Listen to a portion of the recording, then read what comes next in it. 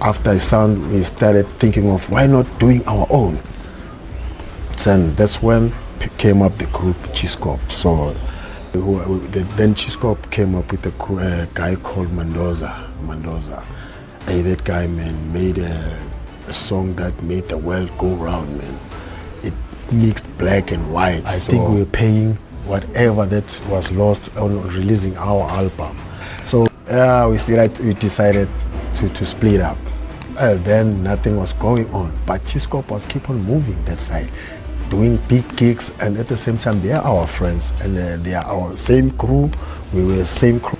Back him, they said get into his bedroom and try to wake him up. He's not waking up. I came to the bedroom. Hey, Smooth. No response. When I touch him, there's a mouthful of foam. I took up my phone. I called the paramedic. When the paramedic got there, they told me that this guy was dead in 2 hours. He was gone about 2 hours.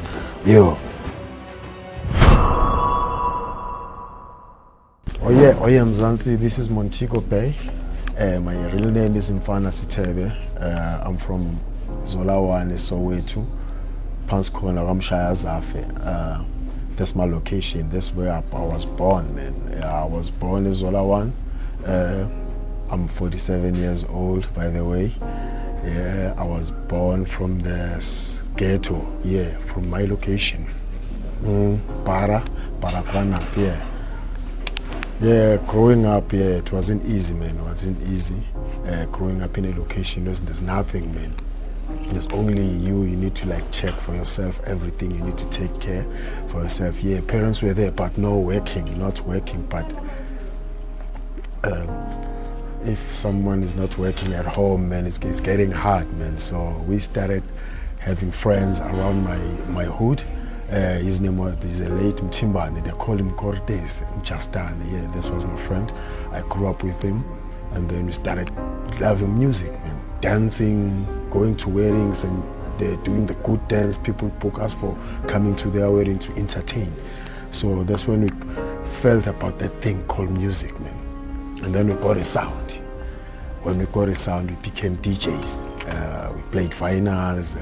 We even met the big legends, Legs of Oskido, Vinita Vinci, Glenn Lewis. Yes, I know him from the shop. Our producer was the owner of House Africa. It's Mr. Tim White. So we grew up on music, dancing, and then we started forming groups. We were 8 members, called ourselves RCB, Rap City Boys.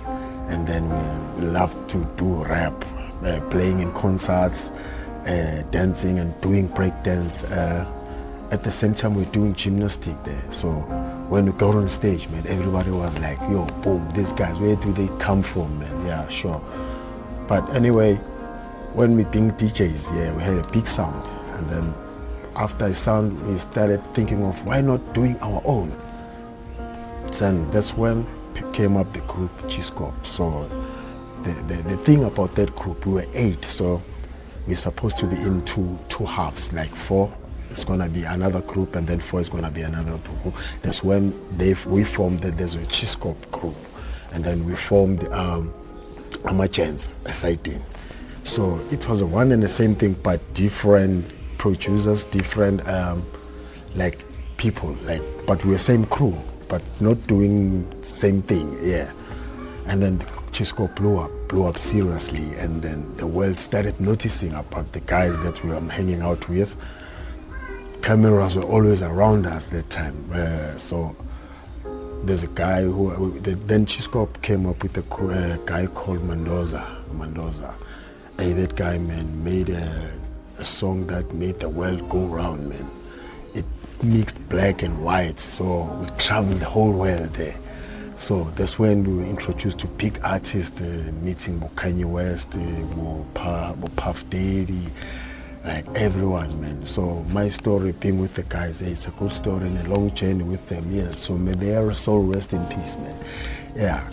Montego Bay, growing up, not knowing a studio, I will start from there. I was in the school Jablan Technical. I went to Jablan Technical in Jablan. It's a high school around me. So one day my friend, that our Mtimbane, the one who I'm called Chastan, came to my school and told the teachers that, hey, I need FANA. My real name is FANA, as I told you. I need FANA. There's an emergency at home. There's an emergency. So in my school, I was taught by white people mixed with black. So I had my name on the speakers. FANA SETHEBE, emergency, come to the office. Hey, I got shocked. What happened now? When I went to the office, I saw my friend. Hey, my friend, what's happening? He said, go into the office, they'll explain everything to you.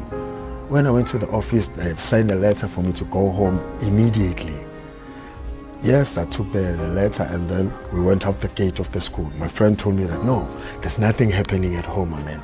They were doing something, there's a studio. Hey, my man, but you scared me. No, I was trying to get you out of school, man, so that we could go and work, man, for 2 hour treks, man. Oh, my man, so, but now we don't have money to go to the town, He said, don't worry, we'll talk to her grandmother.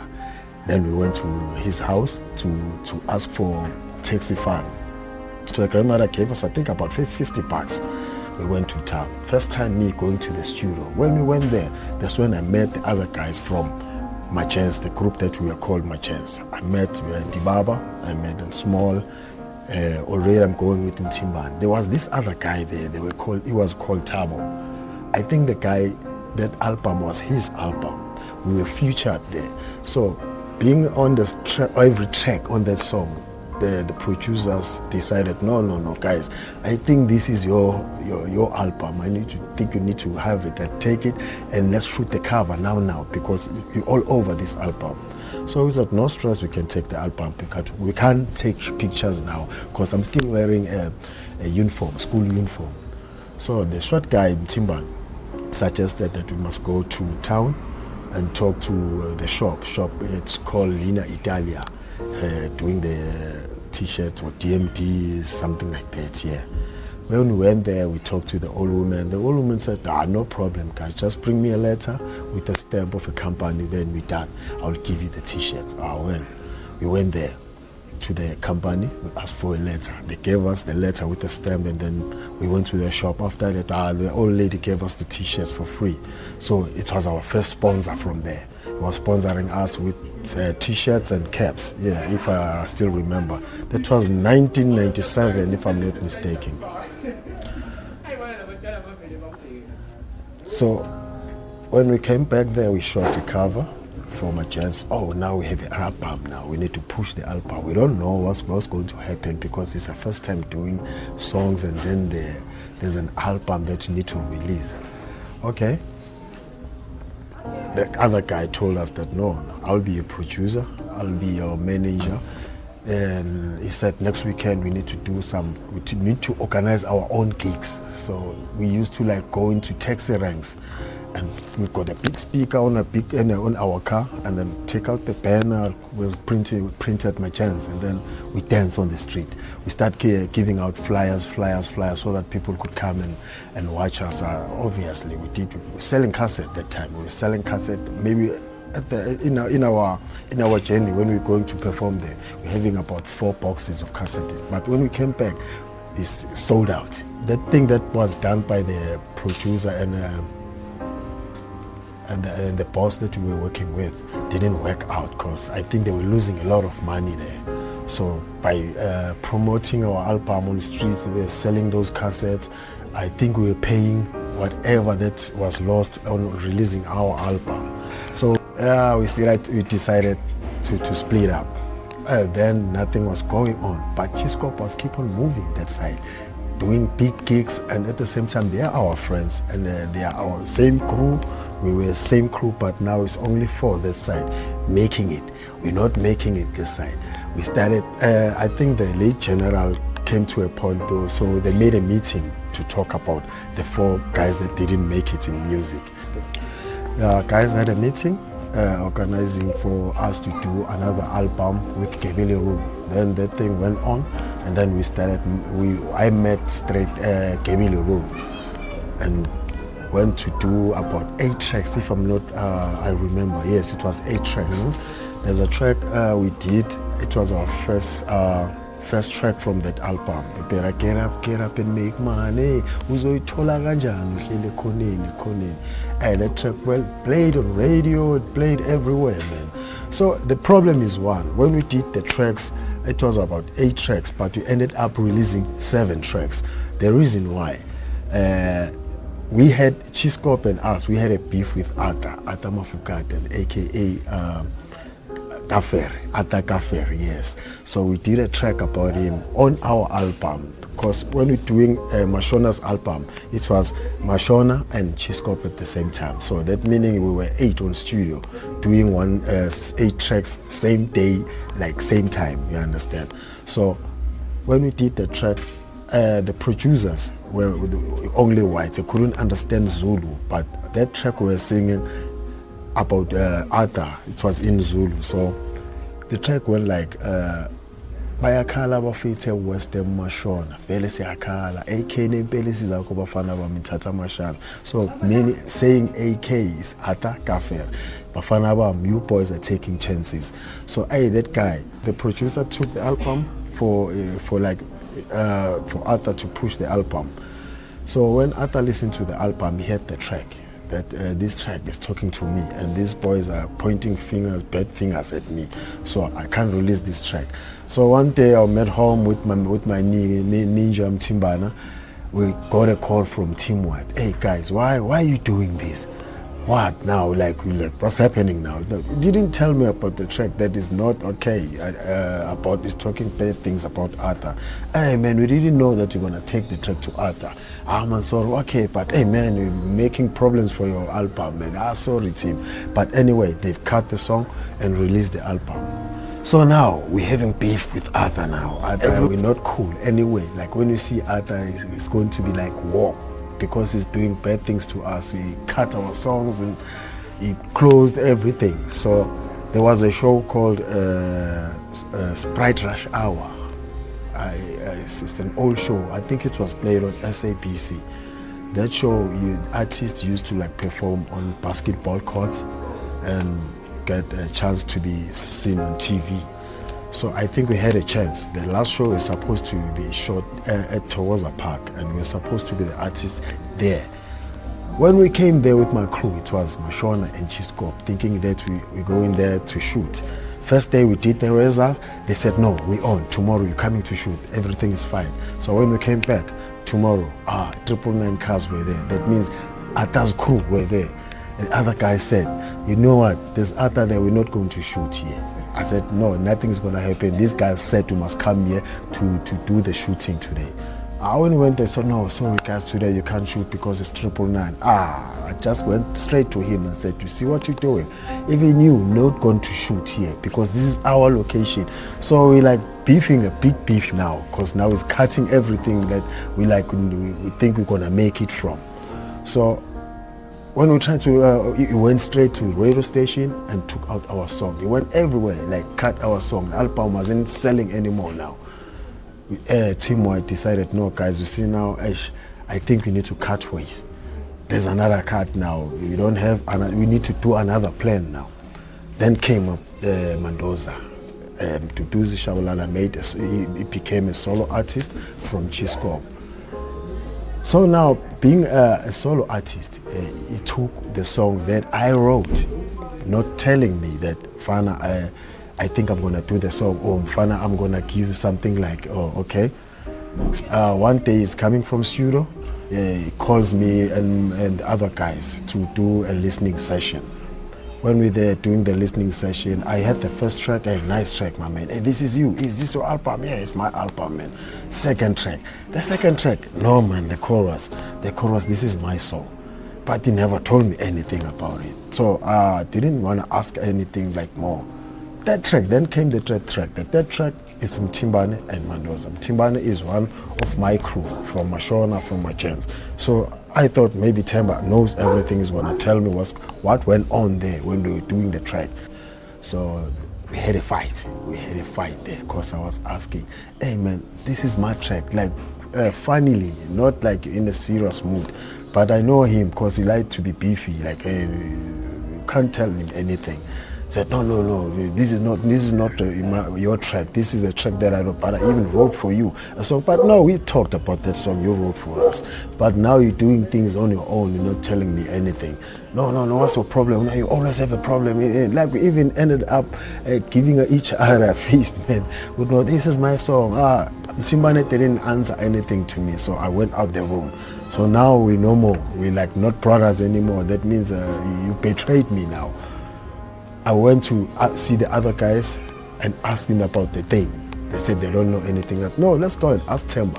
He knows everything. He's going to tell you the story. We went to Temba. Temba didn't tell us anything, so I just left everything like that.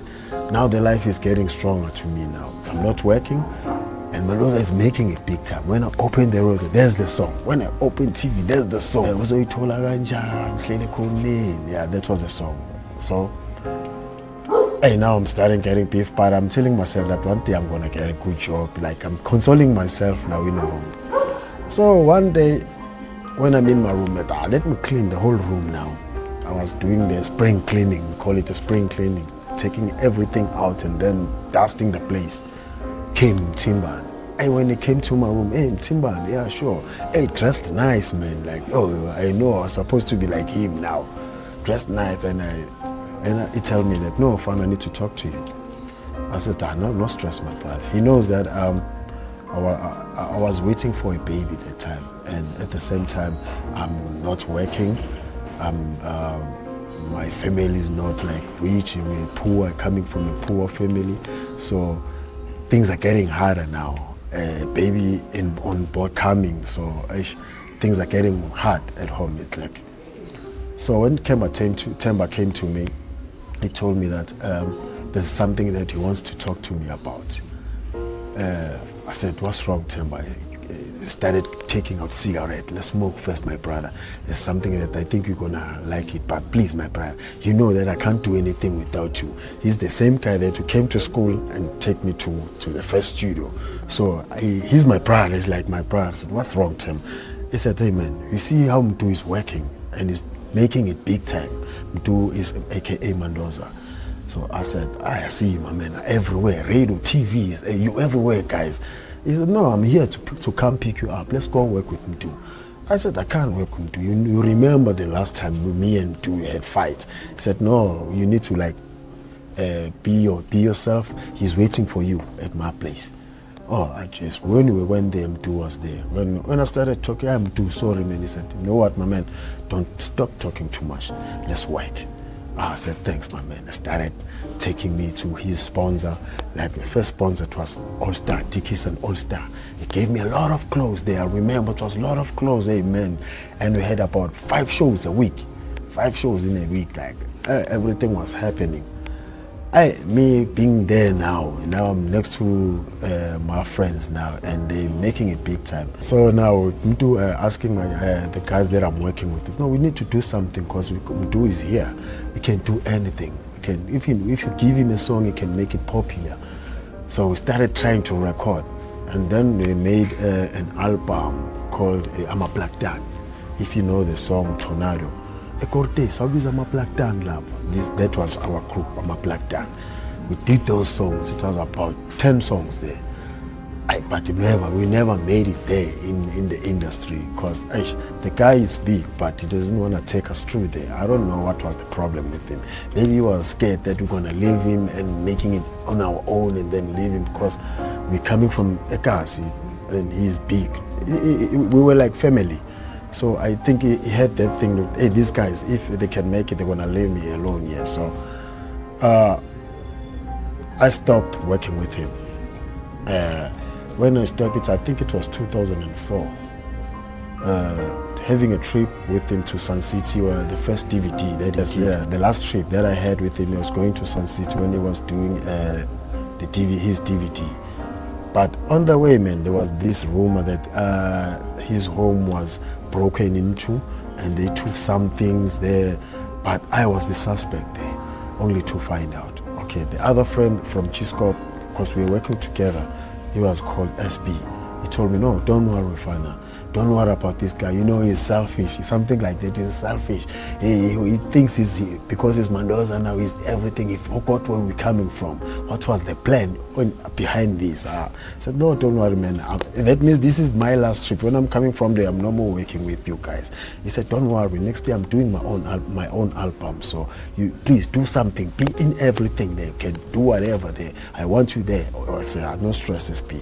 Only to find out when we come back there, I met with SP. He's staying the same kasi, like same street as me. He died. He died of overdose of cocaine. We're doing coke. So when he died, that's when the problem started, because his father said, I killed him. That's the bad thing that happened, man. But when we smoked, we used this thing like for a lot of times, but that day he wasn't himself. So SP, we see Sotanjewa came back from town, team 2. So we were staying the same street. SP is from Chiskop. We were staying the same street. Obviously, he was checking me out. Fan, how are you, my man? Even if he was giving me a call that, hey man, I know that you're not working. Give me your account, I'll give you something so that you could buy something for your kid, man. So when he came back to Kasi, we were like smoking, doing what we did in town, and smoking cocaine, but cocaine, only to find out it wasn't good cocaine. He died of cocaine overdose. I saw that he's not like the SP that I know, even if he smoked, because we smoked a lot with him.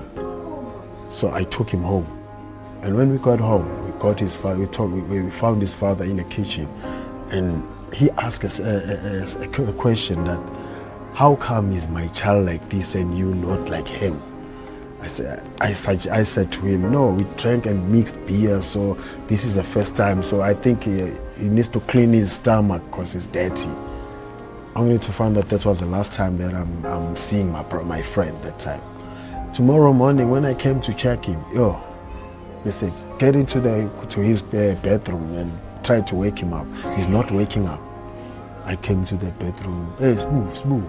No response. When I touch him, there's a mouthful of foam. I took up my phone, I called the paramedic. When the paramedic got there, they told me that, hey, this guy was dead in 2 hours. He was gone about 2 hours. When he told me that is no more, my man, I wished that day that there was a big hole and I would throw myself inside it, because the world shut down for me that day. The family now is looking at me with the other eye. So I went home. My mother was still alive. I told my mother, hey mom, there's something happened about SP, because my mother knew Smoo, because we grew up with Smoo. I went to school with Smoo. Everything I did with that guy. So now he's normal. And I think I heard rumors that his father went to Sowetan, write my name, that I was jealous with Smoo, so I put something, I don't know where, and then I killed him. My man, that was not a good time for me there. So when I told my mother, hey, there's a story about me there saying that I've killed my friend. My mother just told me straight, you know what happened. You need to go to the family and explain everything that happened there. So I had to go there. When I got there, only to find out I found the management team, the in-time management, the family, the whole family there. So I went in there, I went inside the circle and explained what happened. So I told them that no, we were scared to tell you yesterday that why we were like that is because we were using drugs. And I think the other friend overdid the drugs now. Everybody was like, hey, I'm bad, like I'm a bad person that time. So at least I've told everyone what happened, and then I went out. So everyone is like, this is the guy you killed, because obviously Sowetan is big. It's the biggest paper in Soweto. Everybody knows that a member from Chiskop was murdered by his friend. So now I'm the guy now. So at home, there's a brother of mine got an accident. He was supposed to be buried the same day that Smoo. needs to be buried. So I couldn't go to my brother's funeral, because if I went there, they're gonna say, really, he knows, yeah, that's why he's running away. But I couldn't go there, but I had to go to my brother's funeral, for my friend's funeral, to cover all these lies and talk that I don't know what's going on with it.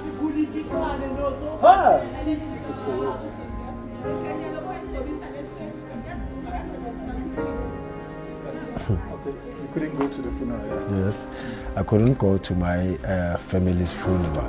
I went to SB from Chiskop's funeral.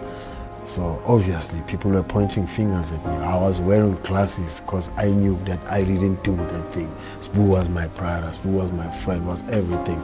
He was everything to me. Like, so those days, hey, my man, my life wasn't like, I even canceled doing music, went into drugs, and I fought with my family. Like, I lost everything that time. I fought with someone that I love.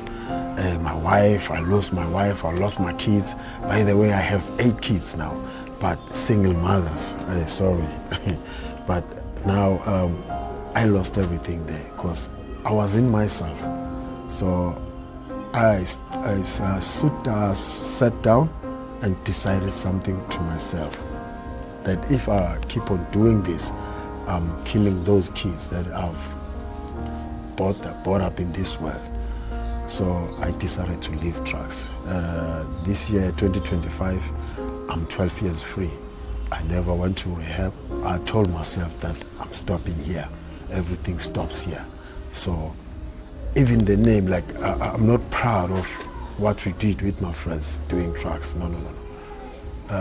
We came up with a name. Now I see it's all over the world that we're smoking dashi. We were calling Dashingani, that thing that we came up with that name to call that thing that is killing our brothers and sisters out there. So now I'm 12 years free. I hope and wish that God could give me more years and do the right thing. I'm not afraid if everyone can come and ask me anything about how did I leave drugs, or if you've got a problem about that, I'm here to help. So now to the youth, there's a lot of things that you can do out here.